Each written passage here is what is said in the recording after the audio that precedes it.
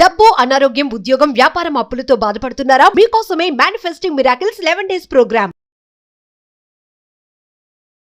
నమస్తే, welcome to Suman TV. ప్రస్తుతం మనతో పాటు ఉన్నారు realtor oxygen founder Nandi Rameshwar Rao గారు. సార్తో మాట్లాడదాం. నమస్తే సార్. నమస్తే సార్, హైదరాబాద్లో రెంట్ హౌసెస్కి డిమాండ్ బాగా పెరిగిపోయింది. చాలామంది హైదరాబాద్లో వలసదారులు ఎక్కువ ఉంటారు. పిల్లల చదువుల కోసమనో లేదంటే ఉద్యోగరీత్యా అని ఇక్కడికి వచ్చిన వాళ్ళు ఉంటారు కదా, వాళ్ళందరికీ కూడా రెంట్ అనేది ఒక పెద్ద టార్గెట్ అయిపోయింది. ఓనర్స్ కూడా అలానే ఉన్నారు. రెంట్ల మీద రెంట్లు బాగా పెంచేస్తున్నారు. గతంలో చూసుకుంటే సంవత్సరానికి ఒకసారి పెంచడం జరిగేది. ఇప్పుడు చూస్తే ఏటా 2 సార్లు పెంచుతున్నారు రెంట్ కూడా. మరి దీని మీద ఏం చెప్తారు మీరు? రెంట్లు అనేది ఒక బిజినెస్ అయిపోయిందండి.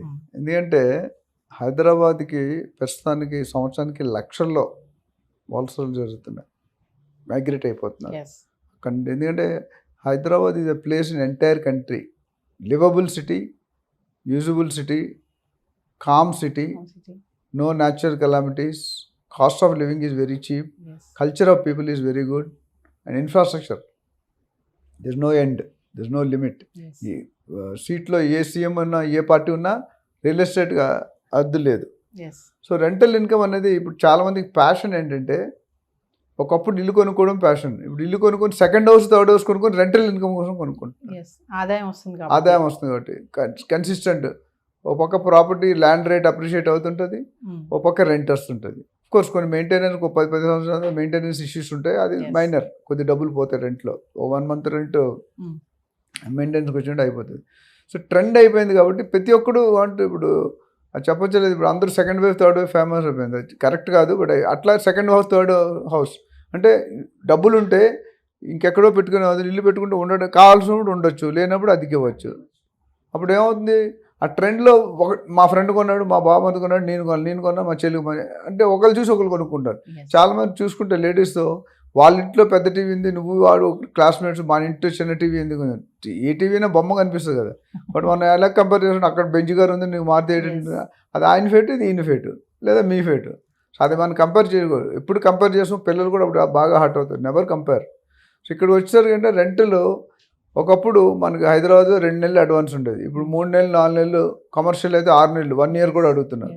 బెంగళూరులో రెసిడెన్షియల్ కూడా 1 year, హైలీ ఇంపాసిబుల్. అంటే 50,000 అంటే తీసుకుంటే 6 లక్షలు ముందు కట్టాలి, 12 నెలలు 1 year అడ్వాన్స్. అది అందుకని చాలా టఫ్ అవుతుంది బెంగళూరు. ఇప్పుడు మన ఇండియా వాళ్ళు కూడా దేవర్ సర్చింగ్ ఫర్ సెకండ్ క్యాపిటల్. ఇనీషియల్గా హైదరాబాద్ అనుకున్నారు సెకండ్ క్యాపిటల్, ఎందుకంటే హైదరాబాద్ అన్ని రకాల ఫెసిలిటీస్ కానీ, ఇన్ఫ్రాస్ట్రక్చర్ కానీ, రోడ్ కానీ అన్నీ ఉన్నాయి, టెంపరేచర్ కానీ. ఎందుకంటే ఢిల్లీలో పొల్యూషన్ ఎక్కువైపోయింది. నిన్న చూస్తే రోజు కూడా వార్తలు వస్తున్నాయి, పొల్యూషన్ వల్ల చాలా ఇబ్బంది పడుతుంది మొత్తం city. People are not interested to drive down to Delhi.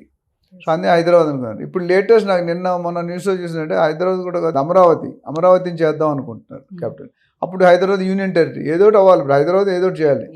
ఉన్న సిటీలో as of now Hyderabad is best after India. Mumbai ఒక problem, Bengaluru traffic problem, Chennai sea problem, అట్లా ప్రతి ప్లేస్కి ఒక ఉంది. ఇక్కడ మాత్రం హైదరాబాద్ ఆ ఛాన్స్లు ఏమి లేవు.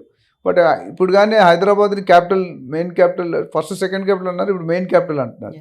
చేస్తే మాత్రం ఇది కూడా ఢిల్లీకి నెక్స్ట్ వెళ్ళిపోతుంది. పొల్యూషన్ ఆల్రెడీ పొల్యూషన్, ఇంకా పాపులేషన్ బాగా పెరిగింది హైదరాబాద్. సో రెంటల్ ఇన్కమ్ ఏమవుతుందంటే ఇట్స్ గుడ్, పెద్ద ఎక్కువ రిటర్న్స్ అవ్వవు. రెసిడెన్షియల్ రెంటల్లో అయితే మీకు 2.5 to 3% వస్తుంది, బట్ అసెట్ వాల్యూ పెరుగుతుంది, రైట్. అదేవిధంగా కమర్షియల్ పోతే 6 to 7%. మేము ఒక 20 years ముందు పోతే ఆల్మోస్ట్ 13-14% రిటర్న్స్ ఉండేవి రెంటల్. కానీ ఇప్పుడు కాంపిటీషన్ పెరిగిపోయి, అవైలబిలిటీ పెరిగిపోయి ఆ 12%, 10% కాస్త 6-7%కి వచ్చేసింది.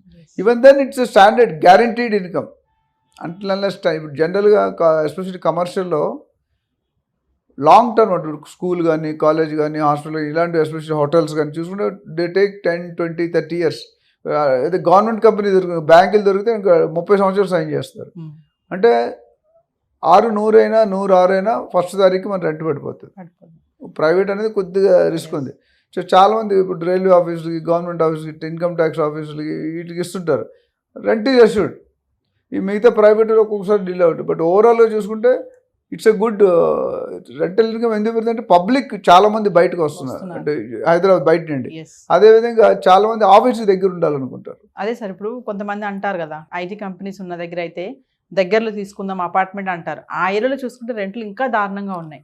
ఎందుకంటే ఇయర్కి ఒకప్పుడు 2-3% పెంచేవారు ఇయర్కి. ఇప్పుడు ఆల్మోస్ట్ మోర్ దెన్ 10 to 12% పెంచేస్తున్నారు ఇయర్కి. కొంతమంది ఒకసారి పెంచుతున్నారు, కొంతమంది 2 సార్లు. యాక్చువల్లీ నా ప్రకారం ఇయర్కి ఒకసారే పెంచాలి. బట్ ఆ డిమాండ్ బట్టి కొంతమంది 2 సార్లు పెంచే అవకాశం ఉన్నాయి, ట్యాక్స్లు పెరిగినా ఏది పెరిగినా. సో ఓవరాల్గా చూసుకుంటే ఇండస్ట్రీ ఎక్కడైతే ఐటీ ఇండస్ట్రీ ఎక్కువ ఉందో అక్కడే వాళ్ళే రెంట్ తీసుకుంటారు చాలామంది. సో వాళ్ళు అందరూ కూడా ఉన్న ఇల్లులు తక్కువ, జనం ఎక్కువ. సో ఎవరు ఎక్కువ డబ్బులు ఇస్తే వాడికి వస్తుంది అంతే. సో ఓవరాల్గా మీరు చూసుకుంటే దగ్గర ఇండస్ట్రీ దగ్గర ఇప్పుడు 2-3 కిలోమీటర్లు ఉంటే చాలామంది వాకబుల్ ఉంటే ఇంకా మంచిది అనుకుంటారు. ఇప్పుడు కోకాపేటలో ఫ్లాట్ 20,000-15,000 చెప్తున్నారు ఒక అడుగు. ఎంతమంది కొనుక్కోగలరు? రెంట్ అంటే నాకు తెలిసి 40,000-50,000 తక్కువ ఒక ఫ్లాట్ దొరకదు. 3 bedroom ఫ్లాట్ మీరు తీసుకుంటే మినిమం 40,000-50,000 to 1 lakh 1.5 lakhs కూడా ఉన్నాయి, depending on the areas. Independent house అయితే చెప్పక్కర్లేదు. 2-3 జూబ్లీస్లో ఏది కూడా 3-4 లక్షలు ఇండిపెండెంట్ హౌస్ దొరకదు రెంట్కి. ఇండిపెండెంట్ హౌస్ అంటే పార్కింగ్ ఉంటుంది బాగా. అపార్ట్మెంట్లో ఏంటి ఒక ఫ్లాట్కి ఒకటో maximum 2, each parking 5 to 10 lakhs తీసుకుంటారు ఎక్స్ట్రా. బంజారాస్లో అయితే మాత్రం ఎందుకంటే ఆ పార్కింగ్ రోడ్డు మీద పెడితే పోలీసులు కెమెరా ఫోటో తీసి బిల్లు పంపించి, ఇంతకుముందు కార్లు ఆపడాలి సైలెంట్ పంపించేసినాడు, కట్టకపోతే నెక్స్ట్ టైం చెకింగ్ అయినాడు ఆపేస్తున్నాడు. అంటే సార్ ఇప్పుడు డెవలపింగ్ ఏరియాస్ ఏవైతే ఉంటాయో అక్కడ కూడా బాగా పెరుగుతున్నాయి అంటే ఏం చెప్తారు సార్? అంటే ఇప్పుడు supply is less, demand is more, standard formula. Supply తక్కువ ఉంది, డిమాండ్ ఎక్కువ ఉంది. ఒకప్పుడు యుద్ధాలు అయినప్పుడు కండబలం గుండె బలం చూస్తారు, ఇప్పుడు డబ్బు బలం చూస్తున్నారు. Whoever has more benefit, more earning capacity వాడు ఎక్కువ పెడతాడు. ఇప్పుడు సపోజ్ నాకు ఒక వైస్ ప్రెసిడెంట్కు సీఈఓకు ఒక 5 లక్షలు శాలరీ అనుకోండి, 25% హెచ్ఆర్ఏ చూపించాలి. వాళ్ళు 1 lakh కొట్టు, బట్ మీరు నేను చూపించలేము కదా. యూ డోంట్ హ్యావ్ 1 lakhలో ఉండే లగ్జరీ మనకు లేదు. ఇప్పుడు 2 bedroom కూడా మినిమం చూసుకుంటే ఊరి చివరిలో 10,000 తక్కువ, 10-15,000 మినిమం. ఏది మన మెయిన్ సిటీకి ఒక 10-20 కిలోమీటర్ కూకట్పల్లి, పటాన్చేరు, లేకపోతే కుషాగూడ, ఈసేల్, ఏస్తో నగర్ అక్కడ కూడా 10-15,000 2 bedroom తీసుకుంటున్నారు వితౌట్ ఎనీ ఎమ్యూనిటీస్ ఉంటే ఇంకో 5,000 ఎక్కువ అవుతుంది. సో యావరేజ్ చూసుకుంటే 1 crore ఇన్వెస్ట్మెంట్ ఫ్లాట్ కొనుక్కుంటే మీకు 20,000-25,000 రెంట్ వస్తుంది. అందుకనే 2.5 to 3% అన్న. సో ట్రెండ్ ఉన్నందుకల్లా మనం ఏం చేయాలి, మన అవసరం కూడా మన ఉద్యోగం అయితే మానుకోం కదా. ఓ 5,000-10,000 ఎక్కైనా మన భార్యకి మన పిల్లలకి తల్లిదండ్రులకి దగ్గర ఉండాలని దగ్గరలో తీసుకుంటారు 5,000. నాకు చాలా మంది కస్టమర్స్ వస్తుంటారు. కుక్కటిపల్లిలో వాళ్ళిద్దరు వైఫ్ అండ్ హస్బెండ్ ఇద్దరు ఎంప్లాయీస్ 35,000 పెట్టి 2 bedroom తీసుకున్నారంట. బాగుంటుంది సార్, పాష్ ఉంటుంది. 2 bedroom 35,000 అవసరం. నేను అది చెప్పాను, మీరు ఇల్లు కొనుక్కొని ఈఎంఐ కట్టుకోండి. ఈఎంఐ తక్కువ పడుతుంది మీకు. ఈఎంఐ కట్టిన నెక్స్ట్ 10 years 15-20 years మీకు ఇల్లు సొంతం అయిపోతుంది. So you're not wasting. దాని మీద మీకు ఐటీ ఎగ్జామ్స్ కూడా ఉంటుంది ఎవ్రీ ఇయర్. మీరు కట్టిన ఈఎంఐస్లో సర్టన్ పోర్షన్ మనకి ఎగ్జామ్షన్ వచ్చేస్తుంది. అని చాలామంది అట్లా కన్వర్ట్ చేయాలి. ఎందుకంటే ఓనర్స్ కూడా సెల్లర్స్ అయితే కొండ ఎక్కిపోయారు, కోకాపేట 100 కోట్లు అయిన తర్వాత ఇప్పుడు టెనెంట్స్ కూడా కట్టలేకపోతున్నారు. ఓనర్స్ కూడా బేక్ చేస్తున్నారు రేట్లు. ఆ ఏరియాలో మంచిగా ఉందనుకోండి రేట్ పెంచుతారు, మీకు సచ్చినట్టు తీసుకుంటారు. మీకు ఆఫీస్ దగ్గర అయితే ఇప్పుడు ఎవరైనా గూగుల్ ఆఫీస్ దగ్గర కొండాపూర్లో ఇస్తానంటే హ్యాపీగా తీసుకుంటారు కదా. జేబేరి ఎన్క్లేవ్ అని ఒకటి ఉంది, మురళీమోహన్ గారు చేశారు. 750 రూపాయలు కమ్యూనిటీ గజం 90s. ఈరోజు 2,50,000 ఉంది. Varies 750 rupees, varies 2,50,000. సో ఓవరాల్గా రెంటల్ డిమాండ్ రాను పెరుగుతుంది.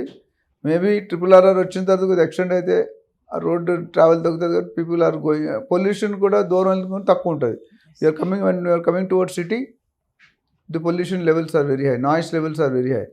నేను మొన్న ఫారెన్ కంట్రీకి వెళ్ళాను, థాయిలాండ్కి. ఒక్కడు కూడా హార్న్ కొట్టట్లేదు రోడ్డు మీద. ఒక కారు వెనకాల ఇంకో కారు, ఒక కారు వెనకాల ఒక వెనకాల, మధ్యలో 10 feet. ఎంత స్లో అంటే అసలు పబ్లిక్ నడుస్తుంటే 20 అడుగుల ముందే ఆపేస్తారు. దట్ డిసిప్లిన్ మన దగ్గర అది రాలేదు. ఒక్క సెకండ్ ఆగితే బంబార్డ్ చేస్తాడు, హార్ట్ అటాక్ వస్తాడు. సో ఓవరాల్గా real estate is going to, rental పెరుగుతుందంటే రియల్ ఎస్టేట్ పెరుగుతున్నట్టు. ఇల్లులు కావాలి కదా, అంటే కన్స్ట్రక్షన్ కావాలి కదా. ఇండియా కూడా కొన్ని లక్షల యూనిట్లు కావాలి. రానున్న నెక్స్ట్ 10 yearsలో బై 2030 $1 trillion బిజినెస్ ఉంది. బై 2040 $10 trillion ఉంది. ఇవన్నీ కూడా రియల్ ఎస్టేట్లో. అందుకని రేవంత్ రెడ్డి గారు రియల్ ఎస్టేట్ వింగ్ ఆయన దగ్గర పెట్టుకున్నారు. అంటే సార్ ఏదేమైనా ఇంటిపైన ఆదాయం వస్తుంది కాబట్టి ఈ రెంటల్ అనేది కూడా ఒక బిజినెస్ అయిపోతుంది కదా సార్. అయిపోయింది ఆల్రెడీ. సర్వీస్ అపార్ట్మెంట్స్ అని, రెంటల్ అని. మీరు సర్వీస్ అపార్ట్మెంట్ ఒక రూమ్ హోటల్కి 5,000 అంటే 1,500 ఇస్తున్నాడు. సేమ్ ఫెసిలిటీ ఇంచుమించు. ఓన్లీ కొద్ది అంబియన్స్ ఉంటుంది, స్విమ్మింగ్ పూల్ అవి కొంతమంది అవి కూడా పెడుతున్నారు. చాలా ఉన్నాయి హైటెక్ సిటీ, గచ్చిబౌలి, జూబ్లీస్ ప్రాంతాల్లో. ఒక రోజుకి 3,000 తీసుకుంటారు.